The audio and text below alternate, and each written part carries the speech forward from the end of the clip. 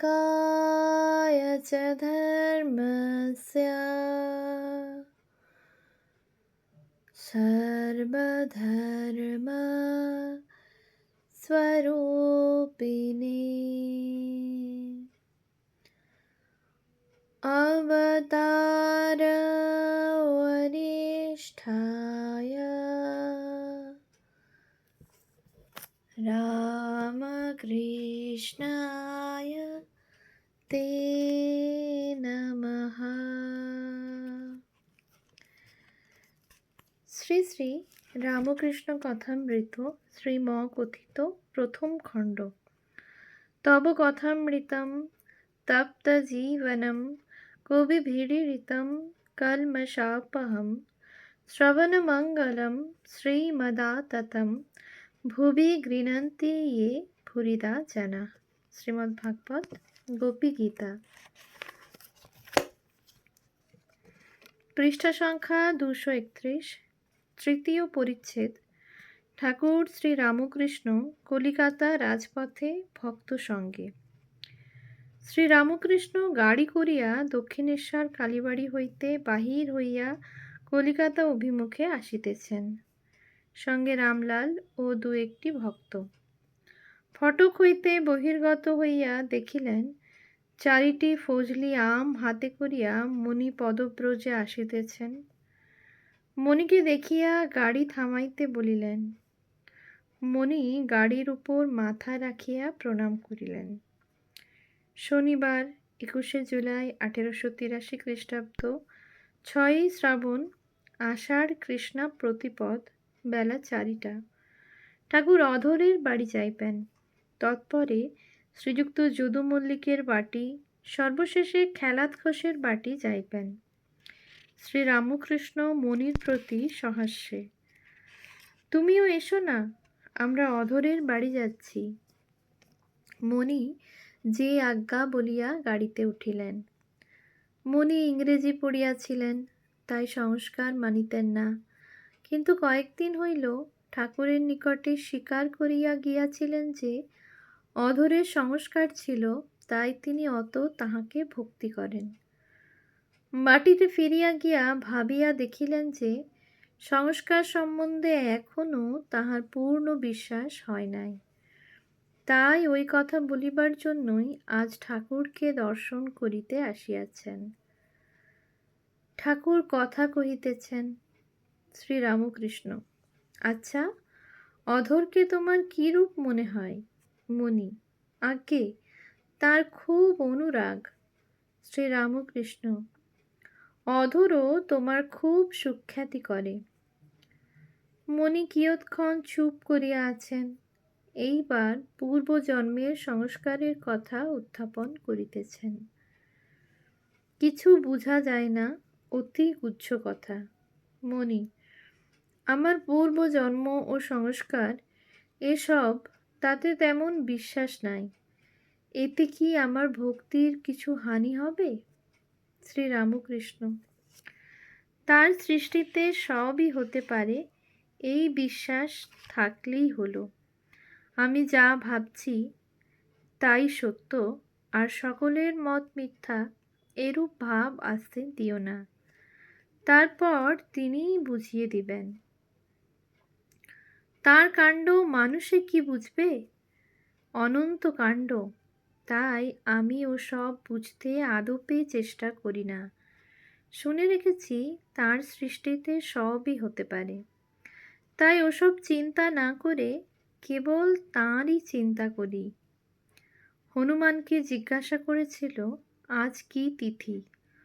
হনুমান বলেছিল, আমি তিথি নক্ষত্র জানি না, কেবল এক রাম চিন্তা করি। তার কাণ্ড কি কিছু বোঝা যায়গা? কাছে তিনি, অথচ বুঝবার জো নাই।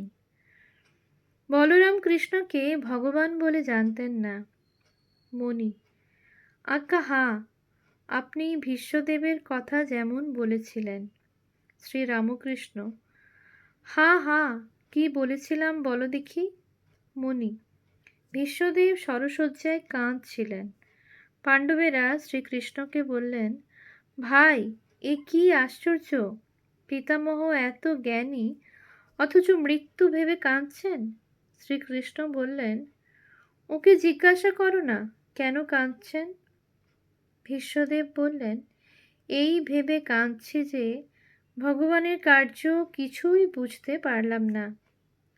হে কৃষ্ণ, তুমি এই পাণ্ডবদের সঙ্গে সঙ্গে ফিরছ, পদে পদে রক্ষা করছো, তবু এদের বিপদের শেষ নাই। শ্রীরামকৃষ্ণ, তার মায়াতে সব ঢেকে রেখেছেন, কিছু জানতে দেন না। কামিনী কাঞ্চন মায়া, এই মায়াকে সরিয়ে যে তাকে দর্শন করে সেই তাকে দেখতে পায়। একজনকে বোঝাতে বোঝাতে ঈশ্বর একটি আশ্চর্য ব্যাপার দেখালেন। হঠাৎ সামনে দেখলাম দেশেতে কামারপুকুরের একটি পুকুর, আর একজন লোক পানা সরিয়ে যেন জল পান করলে। জলটি স্ফটিকের মতো। দেখালে যে সেই সচ্চিদানন্দ মায়ারূপ পানাতে ঢাকা, যে সরিয়ে জল খায় সেই পায়। শোনো, তোমায় অতি গুহ্য কথা বলছি। ঝাউতলার দিকে বাহ্যে করতে করতে দেখলাম চোর কুঠরির দরজার মতো একটা সামনে। কুঠরির ভিতর কি আছে দেখতে পাচ্ছি না। আমি নরুন দিয়ে ছেঁদা করতে লাগলাম, কিন্তু পারলুম না। ছেঁদা করি, কিন্তু আবার পুড়ে আসে। তারপর একবার এতখানি ছেঁদা হলো। ঠাকুর শ্রীরামকৃষ্ণ এই কথা বলিয়া মৌনাবলম্বন করিলেন।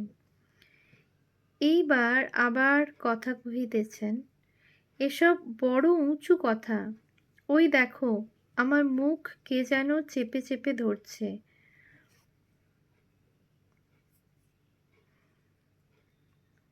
জনিতে বাস স্বচক্ষে দেখলাম, কুকুর কুক্কুরের মৈথুন সময়ে দেখেছিলাম।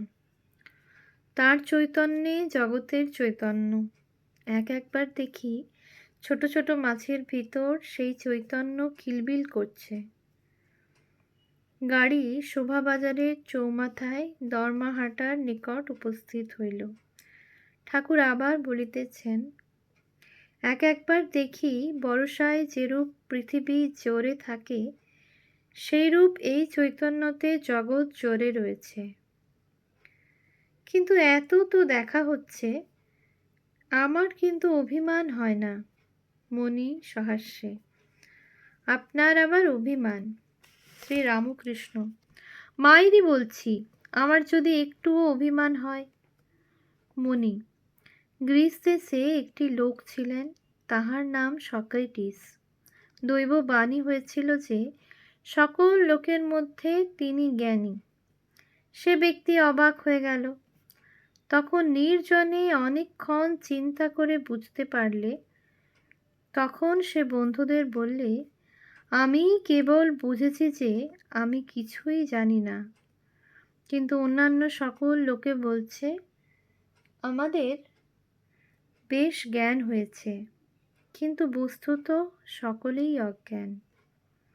শ্রীরামকৃষ্ণ, আমি একবার ভাবি যে আমি কি জানি যে এত লোকে আসে। বৈষ্ণবচরণ খুব পণ্ডিত ছিল। সে বলতো, তুমি যেসব কথা বলো সব শাস্ত্রে পাওয়া যায়। তবে তোমার কাছে কেন আসি জানো? তোমার মুখে সেইগুলি শুনতে আসি।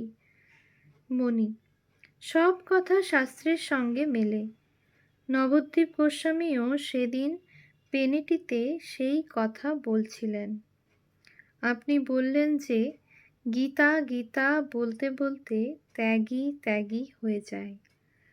বস্তুত ত্যাগী হয়, কিন্তু নবদ্বীপ গোস্বামী বললেন ত্যাগী মানেও যা, ত্যাগী মানেও তা। ত্বগ ধাতু একটা আছে, তাই থেকে ত্যাগী হয়। শ্রীরামকৃষ্ণ, আমার সঙ্গে কি আর কারো মেলে, কোনো পণ্ডিত কি সাধুর সঙ্গে? মণি, আপনাকে ঈশ্বর স্বয়ং হাতে গড়েছেন, অন্য লোকদের কলে ফেলে তৈরি করেছেন। যেমন আইন অনুসারে সব সৃষ্টি হচ্ছে। শ্রীরামকৃষ্ণ সহাস্যে রামলালা দিকে। শ্রীরামকৃষ্ণ সহাস্যে রামলাল আদিকে। ওরে, বলে কি রে? ঠাকুরের হাস্য আর থামে না।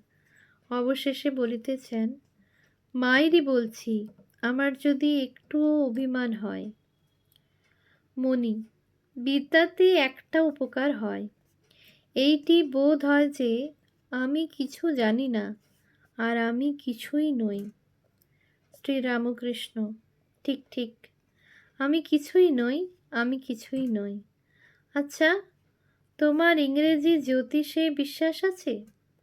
মণি, ওদের নিয়ম অনুসারে নূতন আবিষ্ক্রিয়া ডিসকভারি হতে পারে। ইউরেনাস গ্রহের এলোমেলো চলন দেখে দূরবীন দিয়ে সন্ধান করে দেখলে যে নূতন একটি গ্রহ নেপচুন জ্বলজ্বল করছে। আবার গ্রহণ গণনা হতে পারে। শ্রীরামকৃষ্ণ, তা হয় বটে। গাড়ি চলিতেছে, প্রায় অধরের বাড়ির নিকট আসিল। ঠাকুর মণিকে বলিতেছেন, সত্যিতে থাকবে, তাহলেই ঈশ্বর লাভ হবে।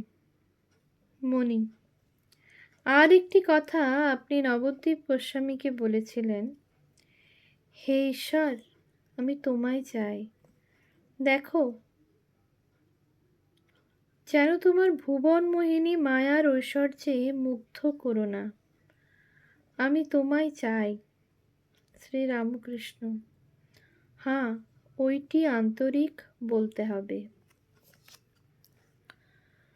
ওম শান্তি শান্তি শান্তি।